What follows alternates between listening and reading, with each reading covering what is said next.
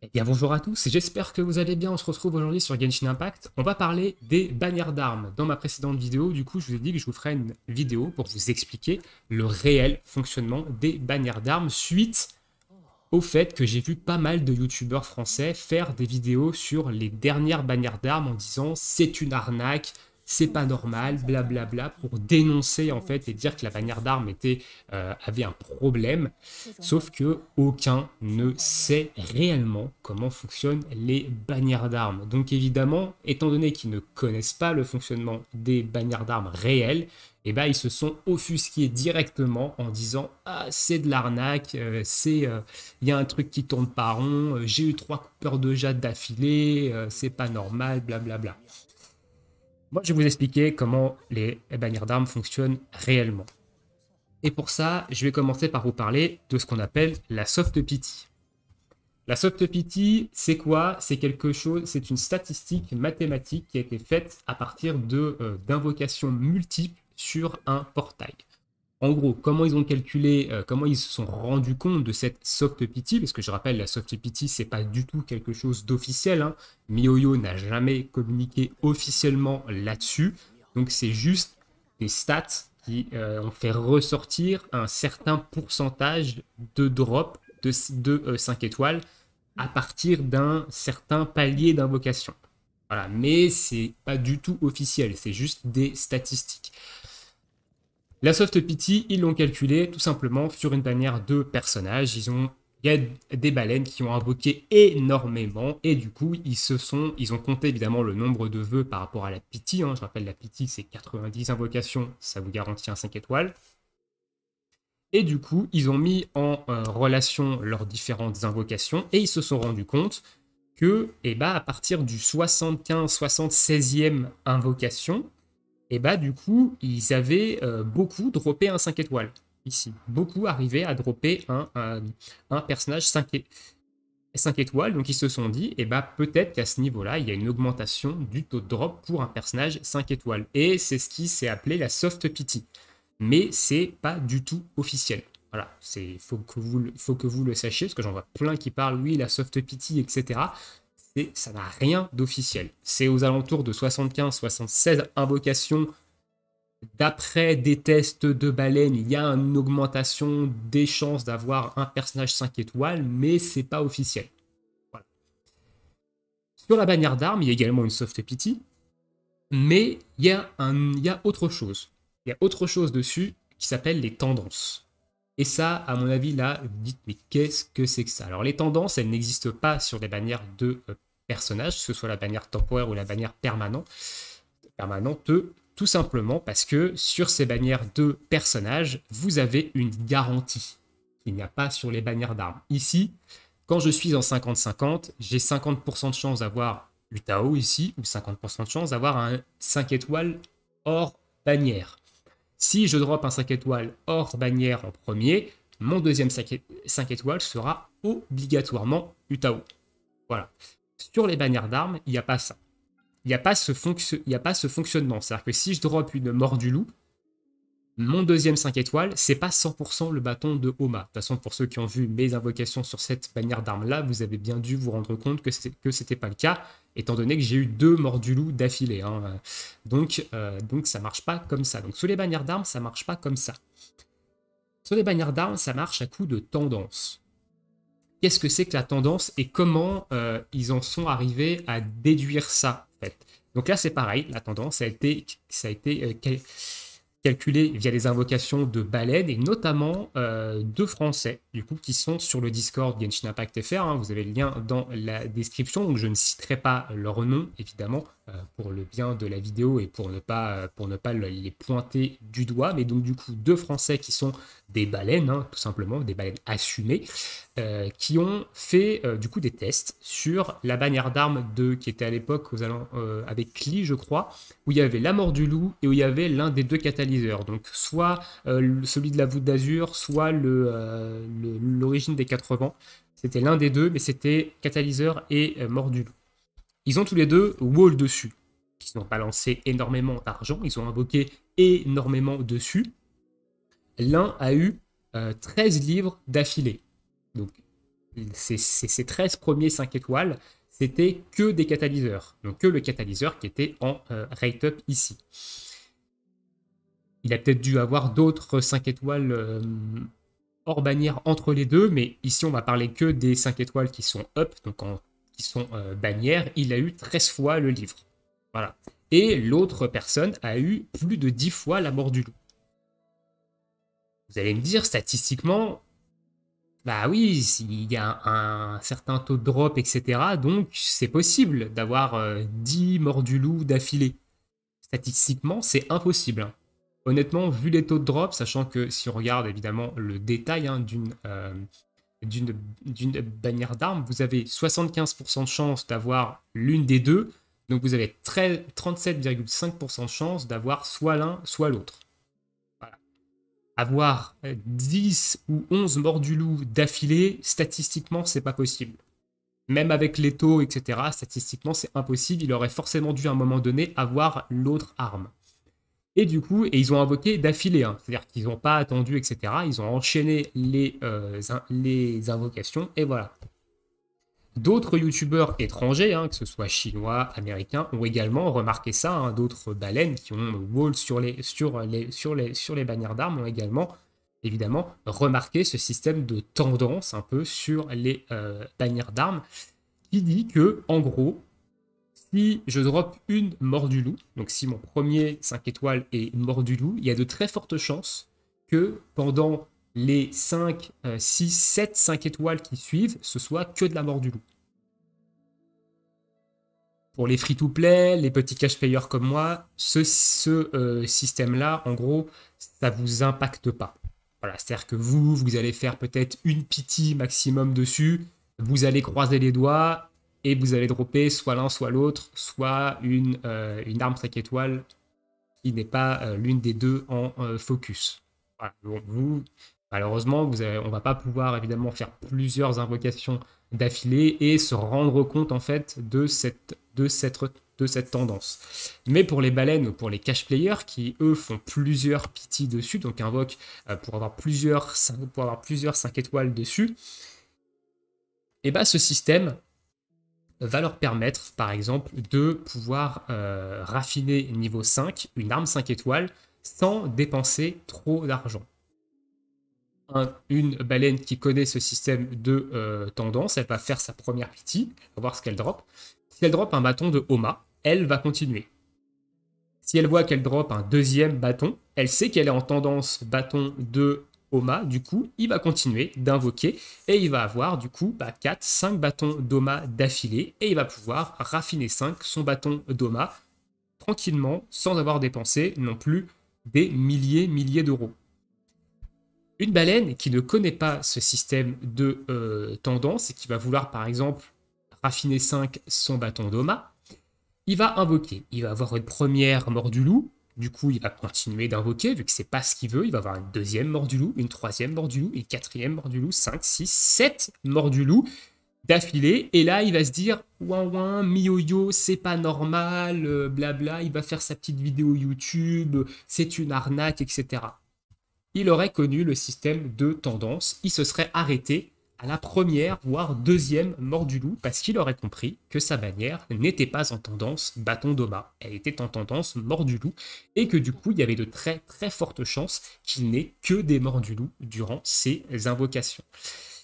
Voilà un petit peu pour vous expliquer comment fonctionnent réellement les bannières d'armes avec ce système de tendance, et ce qui fait que beaucoup de youtubeurs qui ont invoqué par exemple pour avoir la lance de Xiao, qui ont mis beaucoup d'argent et qui ont eu par exemple 3-4 coupeurs de jade d'affilée, bah, tout simplement leur bannière était en tendance coupeur de jade, donc du coup c'est normal qu'ils aient eu du coupeur de jade d'affilée.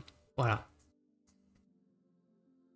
Voilà un petit peu pour l'explication sur le système de bannières. J'espère avoir été clair au niveau de cette explication sur les bannières d'armes, évidemment. Alors pour nous, free-to-play, petits cash players comme moi qui prennent la faveur de l'astre, le Battle Pass, etc., ce système de tendance sur les bannières d'armes, comme je vous ai dit, nous, ça ne nous concerne pas. on n'ira jamais invoquer assez pour avoir 4, 5, 6 armes d'affilée et se rendre compte que l'on est dans la tendance de telle ou telles armes. Pour un free-to-play, il faudrait qu'il économise 1 an et qu'il all-in sur une bannière d'armes.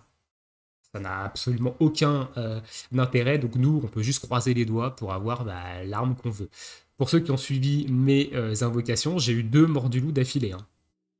Bien, donc j'ai eu, ça c'est la deuxième mort du loup, et j'ai eu la première ici.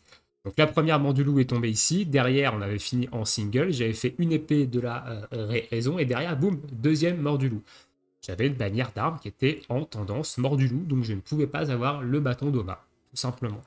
Évidemment, la tendance, on ne sait pas quand est-ce qu'on est en tendance de telle ou telle arme, on ne sait pas quand elle change, hein, vu que c'est quelque chose qui n'est pas officiel. C'est encore une fois comme la soft pity, ça a été du coup déterminé, calculé via un regroupement de nombreuses invocations.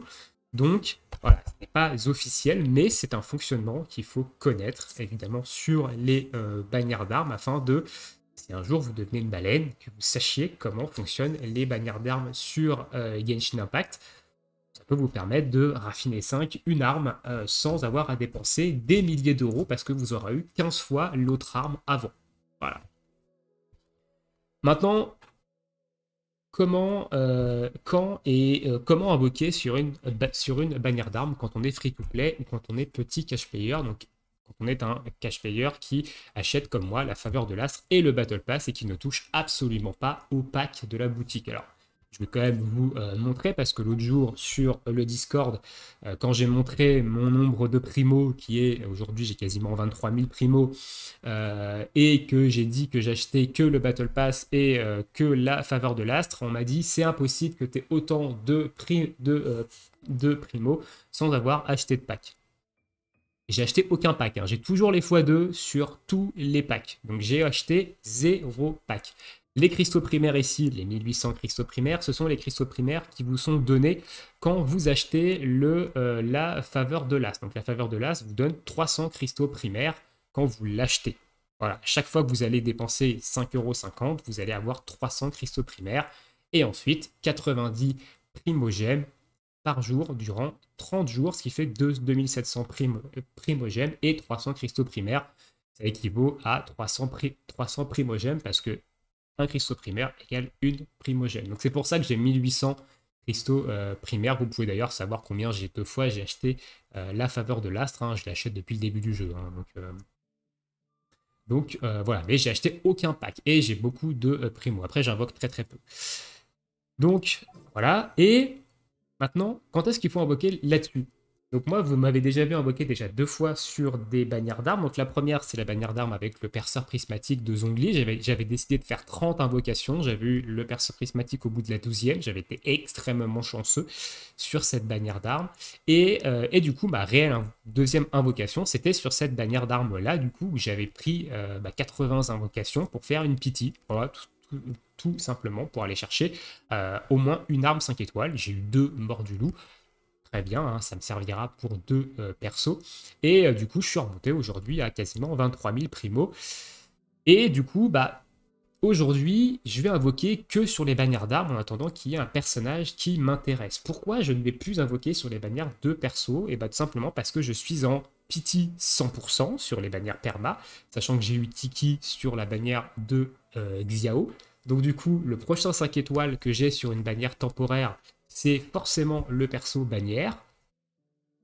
Du coup, je ne vais pas risquer de gâcher cette pity 100% sur un personnage avec sur une bannière avec un personnage 5 étoiles qui ne m'intéresse pas. Même s'il y a des 4 étoiles que j'aimerais bien avoir en constellation, et je vais attendre vraiment aujourd'hui un 5 étoiles qui m'intéresse. Donc du coup, toutes les invocations de la fatalité qui nous seront offerts, soit via des bonus de connexion, soit via des events, ceux qu'on a dans la boutique, hein, ici dans la boutique des Astrions quand elle est reset, les 5 invocations, et celles qu'on a dans le Battle Pass pour ceux qui l'achètent, ceux-là, je ne vais pas les garder parce que j'ai largement assez de primo pour aller chercher un 5 étoiles sur une bannière de personnages temporaires, donc il faut 14 400 primogèmes pour faire une pity sur une bannière de perso, donc j'ai largement de quoi faire. Et toutes ces invocations-là, je vais les balancer sur les bannières d'armes. Voilà. je vais sûrement choper des armes 5 étoiles, des armes 4 étoiles, etc. Donc ça va me permettre d'avoir un petit stock d'armes.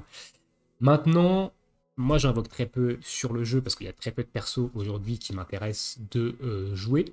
Maintenant, si vous êtes dans mon cas, c'est-à-dire que vous êtes un joueur qui achète l'astre, la faveur de l'astre et le Battle Pass, mais malheureusement vous ne pouvez pas vous empêcher d'invoquer sur les bannières de personnages, et là faites attention, moi je vous conseillerais si vous êtes en pity 100%, c'est-à-dire que si vous êtes en garantie 100% d'avoir un personnage 5 étoiles, peut-être qu'il faudra peut-être plutôt garder vos primogèmes, balancer les invocations sur la bannière d'armes à la limite, ou les garder, ça c'est vous qui voyez, mais c'est à ce moment-là, je pense que on peut invoquer sur les bannières d'armes quand on est un petit cash player.